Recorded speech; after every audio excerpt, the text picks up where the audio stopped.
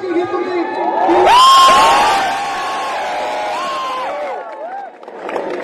मला इतकी का पाहिजे इथे राजकीय पक्षाचं कोणी आहे का इथे अन्य पक्षाचं कोणी आहे का धर्मपक्ष आहे का नागरिक असतील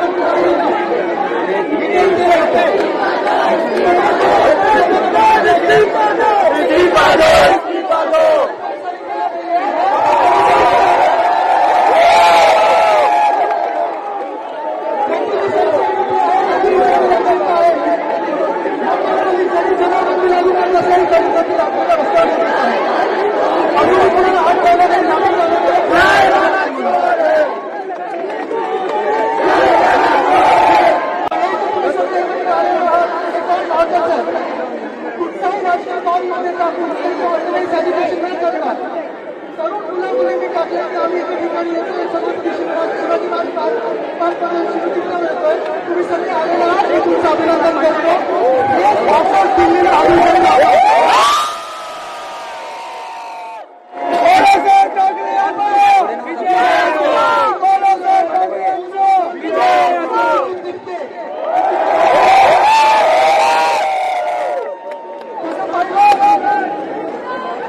पहिलाच सरकार चर्चेला पाठवू शकलं असतं बरोबर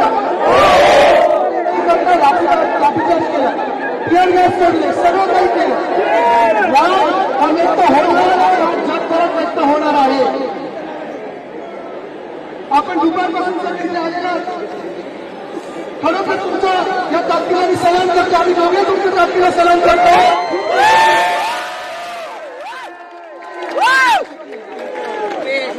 I don't see borders of religion. I don't see borders. I don't see borders.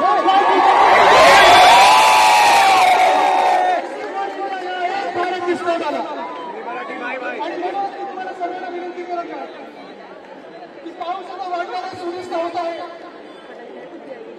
पण आपल्याला शांत बसायचं नाही लगताही सणसणतच फिरायचं आहे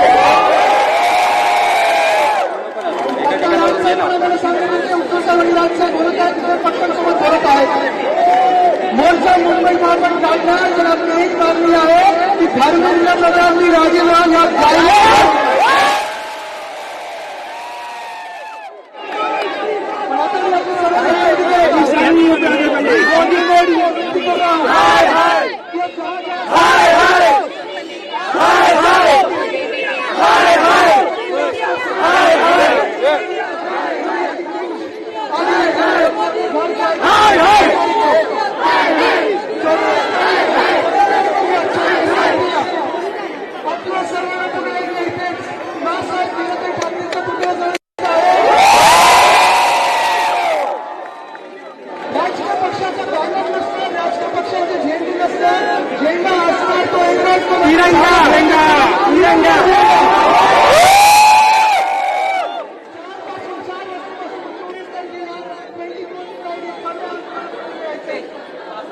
आणि आपल्याला 5 वाजता सगळ्यांनी राष्ट्रगीत गायचंय जनगण मन गायचं तयार आहोत जी देशद्रोही भाजपा आहे जी देशद्रोही भाजपा आहे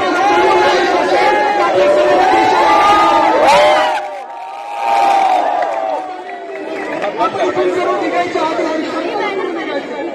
पण इथून निघायच्या आधी मी सगळ्यांना विनंती करीन सगळ्यांनी एका आवाजात आपलं राष्ट्रगीत घ्यायचं कारण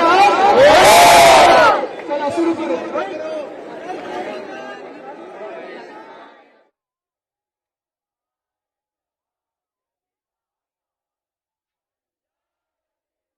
शिवाजी महाराज पार्क परिसरात नीट पेपर फुटी प्रकरणाविरोधात आता विद्यार्थ्यांनी मोठं आंदोलन छेडलंय।